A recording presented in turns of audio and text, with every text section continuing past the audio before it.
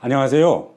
저는 광주에서 학창시절을 보내고 광주 토박이 아내와 결혼해 광주에서만 줄곧 살면서 아이 셋을 낳아 키운 50대 후반의 광주 시민입니다. 광주에서 나와 광주에서 키운 제 아이 셋은 이제 모두 광주를 떠나 서울과 경기도에서 살고 있습니다. 저에게는 소망이 하나 있습니다.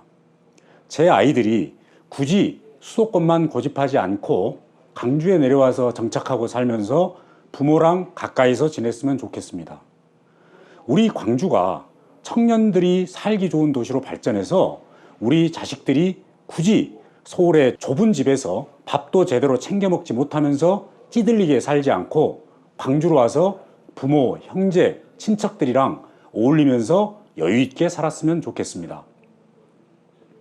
그래서 저는 지난 대선 기간에 광주에 복합 쇼핑몰을 유치하자는 운동을 했습니다.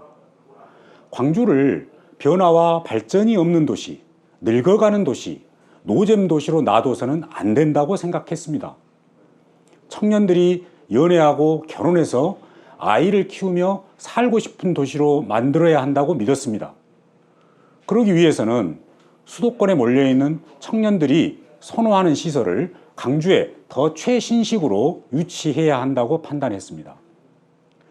청년 인재들이 살고 싶은 도시를 만들어 놓으면 미래 산업 유치와 대기업의 투자는 자연스럽게 따라올 것으로 생각했습니다. 자신이 경기도지사로 있을 때는 신세계 정용진 회장한테 감사 편지까지 써가면서 화성에 투자를 유치했으면서 광주에 와서는 신세계 복합 쇼핑몰은 절대 안 된다고 반대하고 복합 쇼핑몰 대신 명품 재래시장을 공약한 이재명 후보를 지지할 수는 없었습니다.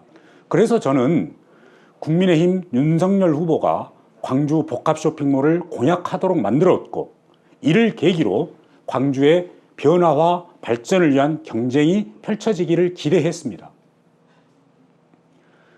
경쟁이 없는 민주당 일당 독점 아래서 광주는 발전을 멈췄습니다.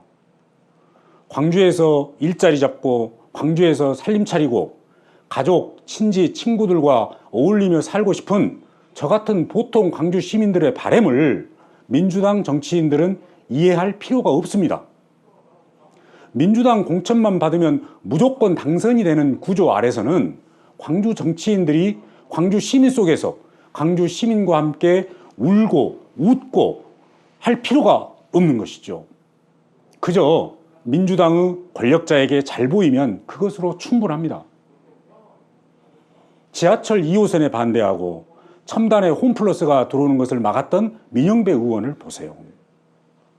광주 생활인의 불편에는 아랑곳하지 않던 사람이 이재명 방탄에는 맨 앞에 서지 않았습니까? 위장탈당으로 전 국민 앞에 광주를 부끄럽게 만들고 그 대가로 광주에서 유일하게 재공천을 받지 않았습니까? 지난 대통령 선거와 광주시장 선거에서 광주 시민은 그 어느 때보다 국민의힘 후보에게 표를 많이 주었습니다. 민주당 일당 독점을 극복해서 광주의 변화와 발전을 추구해보고 싶은 광주 시민의 열망이었습니다. 그러나 검사식 통치 스타일밖에 모르는 윤석열 정권은 우리 광주 시민의 이런 기대와 열망을 산산이 부숴버렸습니다. 아무리 민주당 일당 독점을 극복하는 것이 중하다고 해도 입틀막, 디올백, 의료 파탄, 물가 폭탄, 검찰 독재까지 용인할 수는 없는 노릇이지 않습니까? 그렇다고 다시 이재명의 민주당밖에 없을까요?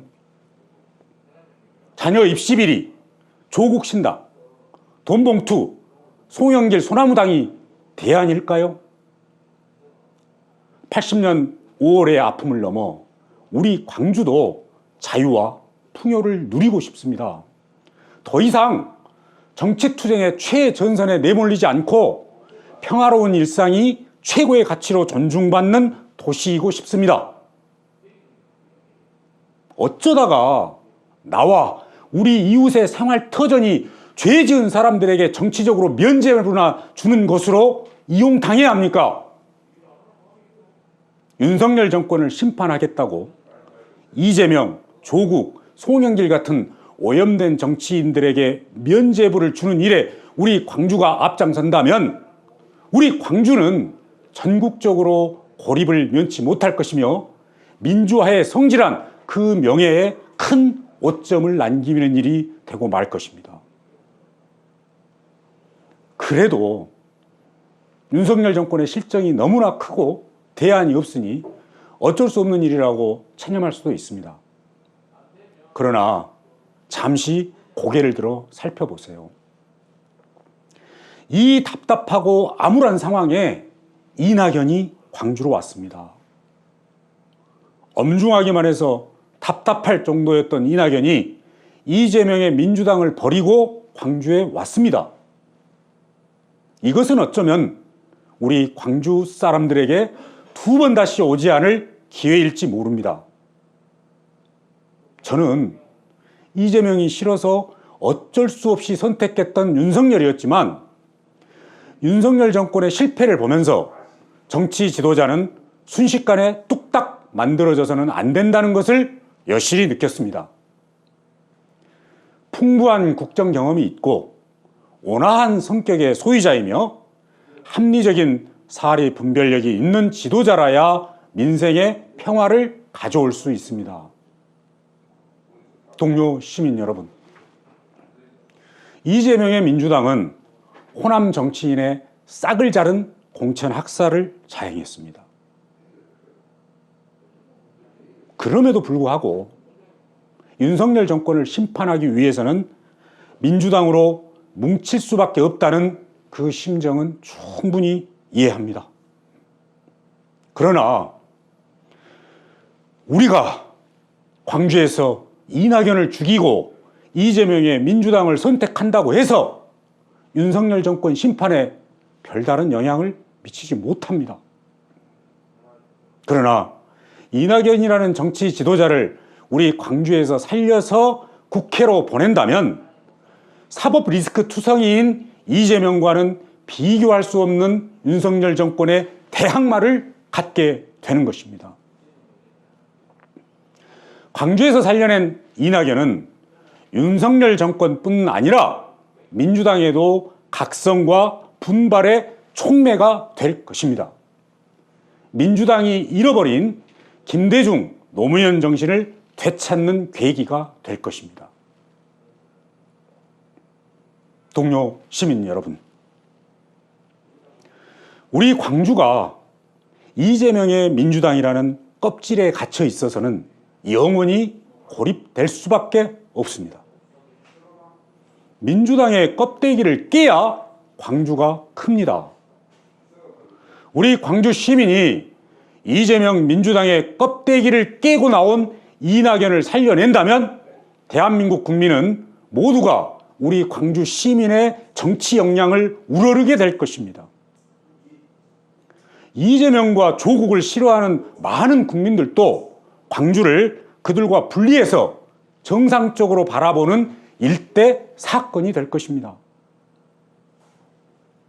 이낙연을 살려내야 광주를 왜곡하고 비하하는 사람들에게조차 광주를 열린 도시로 다시 보게 만들 것입니다. 이낙연을 살립시다. 이낙연을 살려서 검찰 독재와 민주당 독점을 동시에 심판하고 열린 광주의 명예를 지킵시다. 감사합니다.